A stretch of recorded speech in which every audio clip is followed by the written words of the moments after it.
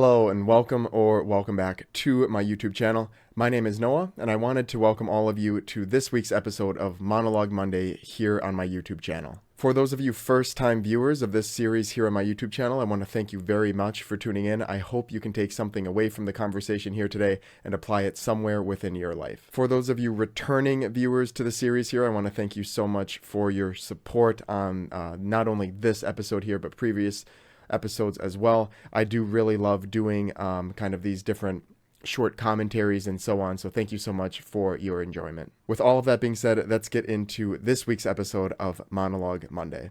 So for this week's episode, I wanted to kind of just talk about something that I really see as prevalent within not only domestic media, but international media as well.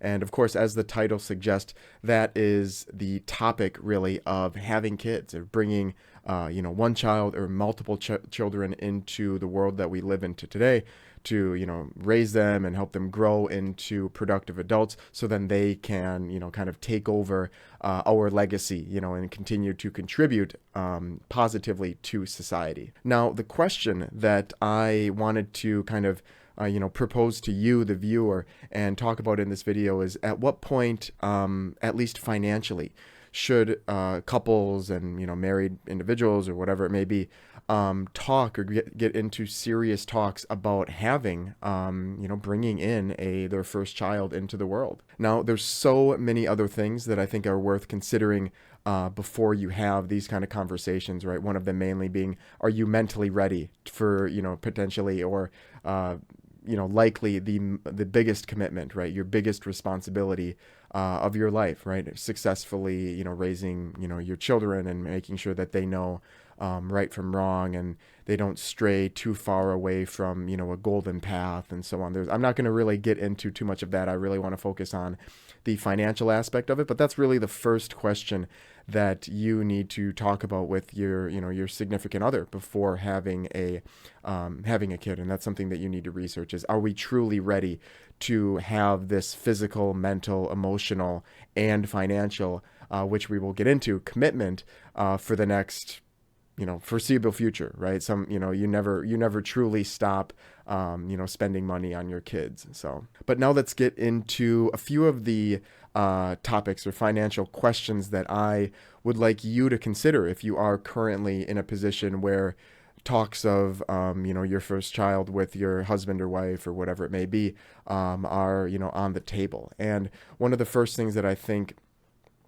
is worth discussing is, are you currently on a solid financial plan to stretch out for the duration of 18 years, right? However long it's going to take you to kind of set your child a sail, to put wind to their sail, so then they can kind of go on their way. And this is something that I really don't think a lot of people have thought about, at least to the extent that I think is really advantageous for the couple. And the reason I say this is personally because I've seen, I see on whether it be social media or just talks with friends or acquaintances that I meet, and they have a kid, or they're welcoming a kid, or maybe they're welcoming a second kid, and I kind of like to, finance is my thing, right? So I always like to kind of talk about that or bring that into the conversation at some point.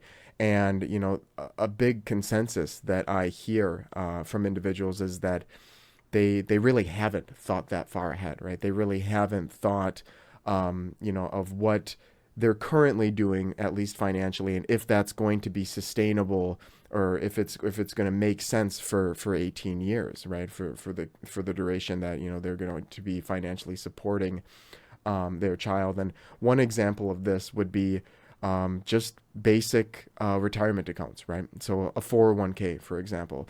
If you're watching this video and you don't know what a 401k is, you likely should revisit the drawing board financially before having discussions of having a kid. This is a fundamental retirement account that everybody strives to really be able to contribute into through their employer and build up their wealth. So when it does come time to retire, they have a little bit of assistance over the course of their tenure with their employer to assist in building enough wealth to comfortably retire. So if you don't know what this is, I think you should definitely kind of be acquainted with that just to begin. Now, speaking of investment accounts, right? Let's take, for example, the 401k. If you haven't thought about what you want your personal retirement to look like in however many years, 40 years or 30 years, 35 years, whatever it may be, and you kind of take on a very very big financial, emotional, and physical burden, and I think kids are to a certain extent a burden. Granted, I don't have any, so I can't really speak from personal experience, but I have talked to many people, and it is a lot of work, right? It's not something that I don't think it's really meant for everyone, at least at certain stages in their life, but at least financially, it's a huge commitment, right? You have the birth and all the expenses to kind of get there, medical expenses, whatever it may be, and then after they're born, right, you have all this new food that you need to buy them, you have this all new gear that you need to buy them, there's insurance, and then sports, and then school, the list goes on and on and on, right? It's no small endeavor, especially considering people want the best for their kids. So if you're currently sitting in a position where let's say you do understand what a 401k is, right? And let's say you do contribute a little bit to that 401k on an annual basis. Are those contributions going to be sustainable even through the duration of having the kid, or financially supporting the child or children, whatever it may be? And what goes hand in hand with that really is, okay, well, let's say you can continue to contribute to this retirement account. Is it going to be sufficient for you to have the life that you want when it does come time for retirement, right? Because if you're contributing $5 a year, for example, to the account, it's probably not going to give you much of a retirement down the road. And if you don't account for all of these extra expenses that are going to go into raising a child, it can really take you off of your personal financial journey and kind of lead you astray, and that's not something that I think anybody wants. And the main reason for that is, and this is a personal opinion of mine, is that if you if you kind of dig yourself in a financial hole and you're struggling to do things that you want to do, right, you're going to become unhappy personally with yourself, right? And you wouldn't probably be in a position to start blaming your kid or anything like that, but it's definitely something that I at least think people should think about before going down or getting into serious conversations about having a child, just because you want to be able to have personal enjoyment in life as well. If you're doing everything for your kid, and that's all you've got, right? That might work out, but it's also very important to make sure that you are also pursuing your passions and things that that interest you in life as well. Another detail that really goes hand in hand with kind of understanding, what kind of financial journey you're currently set on, and how having a child or multiple children may affect that, financial plan, is really having a fundamental understanding of how wealth accumulates over time, right? And how much it truly takes on an annual basis to kind of get to the end goal in life, which not in life necessarily, but financially is your retirement age, right? So think of it like this: we are currently working, and we have our current expenses laid out, and we know where we might want to be at the end of our working career, right? So let's say it's 65, for example. So 40 years, roughly 40 years, I could be, I can see where I'm at now, and if I want to maintain the lifestyle that I currently have, let's say I'm living life to the fullest right now, and I want to continue that in retirement in 40 years, it is reasonable to kind of conclude how much money I'm going to need in my retirement accounts, throughout 401k, Roth IRA, individual brokerage account, whatever it may be, to sustain the life that I have right now. And now nothing's perfect, right? There's no perfect calculation, but we can at least estimate, using, average inflation and, average, cost of living and, those types of things. You have to be a little bit creative with it, but you can come up with different assumptions, right? Different interpretations. So understanding, how much money you'll need to put away on an annual basis to get the life that you want later in life is absolutely fundamental, to think about before taking on an endeavor that's like I said, both, emotionally, mentally, physically, and financially, as cumbersome as having a child truly is. One of the other important things to note is that a lot of people, generally speaking, I think, at least in the early stages of having a child, really are held back a little bit, right? And this only makes sense because they have this kid, right? This thing on the ground that's, eating and shitting and whatever. But what I kind of want to get at is that it kind of takes you away from building yourself up, generally in a different career, right? Because you're putting time towards your child, which is what you should be doing. But one of the misconceptions that someone might have is they might assume that their salary will increase on an annual basis by $10,000 or $8,000, and they use that assumption through, the first half of their childbirth, right? The first 10 years, and they just assume that they're going to continue to make money, when in reality, what might end up happening is, you may have seen those kind of raises early on in life, but as you have a kid and your commitments at home increase, the amount of time that you have to learn new skills, to, get certifications, and just work, overtime to work on different projects or whatever it may be, are inevitably going to decrease, right?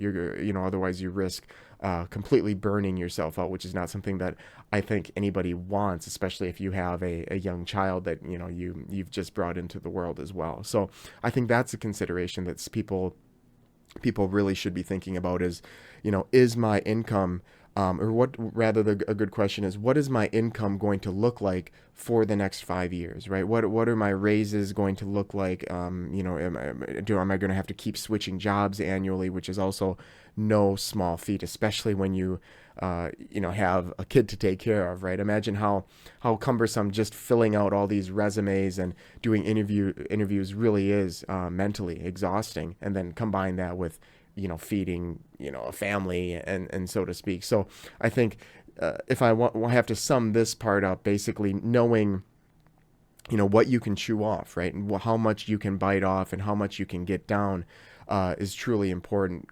Is a truly important conversation to really have with your significant other, pardon me, before you really commit to something like having a kid. Now, one of the last things that I just want to kind of touch on as far as finances go is, we've talked about how it's important to understand where you want to be in the future and where you're at now and what your income is going to kind of look like over time. And these are all really, really important. But the other aspect that is very important to consider, is, are you going to be able, with your current financial situation, with you and your spouse, you and your husband, you and your wife, whatever it is, to give the life that you really want to give them, right? A good example of this would be, let's say currently, without a kid, you're able to, put away $10,000 a year into a savings account, and then $10,000 extra dollars into a retirement account, right? This is completely arbitrary, right? Completely random. And let's say your partner can do the exact same, right? So 10,000 for each person in each of these accounts. Now, let's say when you talk about having a kid, you talk about getting them involved with this, right? You want to get them involved with, horseback riding. It's something that you've always wanted to do but haven't been able to, so you want to give that privilege to your kid, right? A completely valid thought. You want to be able, to get them involved with as many sports as they want. You never got to do sports, right? So you want to give them the opportunity to try every sport, see what they like, and then moving forward, get them training so they can become good at it, and maybe build up enough of a athletic career to get a scholarship or whatever it may be, right? Parents fantasize about this kind of shit all the time, right? And what people maybe don't consider is how expensive it truly is to do all of these different things, right? To do activities, to get your kid involved with this, to get them gear for that, to get them training for this, to get them a certification for that, whatever it may be. And what might end up happening if you don't consider how much the expenses, what the expenses are going to look like to give your child what you really want to give them, it can really lead the family down kind of a hole as well. So that $10,000 extra dollars that you're able to save might slowly turn into 8, and then 6, and then 7, and then before you know it, not only are you not saving any money, that $10,000 per each, per significant other is 0. You might have to then start pulling out of the an annual $10,000 that you were investing as well. So now you're doing yourself a disservice, right? You're not saving anything, and now you're pulling away from future use retirement fund, which is it is part of life, right, for many individuals. But if we can do our best to avoid that, I think that's something that should definitely be at least talked about prior to committing to something like having a kid. So there you have it. Those are just a few of my thoughts on what people should consider, or at least talk about prior to going down the route of saying, I guess we don't need protection anymore, right? I guess we're ready to have a kid. I think the talking points that I brought up, seeing where you're at right now, are where you'll be in 5 years. Can you give your kid the life that you really want to give them, without jeopardizing your own your own financial future, and ensuring that you have a solid understanding of where you want to be come retirement age. I think having these topics talked about kind of all at once, or bit by bit, will only benefit you and your significant other in your planning, at least on a financial side, before committing to bringing a new child into the world. So that is all that I'm going to say on that. There's so many other things that I could talk about as far as kind of planning for bringing someone into the world and so on. Not all of them being financially linked as well, but I'm going to kind of leave it there. I hope you were able to take some kind of information away from this video here. If you are in the talks, with your significant other, of bringing a young one in, I definitely think having these discussions is something that's only going to benefit the two of you. And I hope this video was able to kind of get your gears turning as to what a good place to start might be. And of course, if you have any personal examples of conversations that you had that were very beneficial prior to bringing a new one into the world, I'd love to hear them in the comment section below. As always, if you have any questions for me personally, or if you'd like to take a look at the financial services that I can provide to you, I've left my email and a link to my company website in the description box below. Thank you again so much for your time today, and happy financing.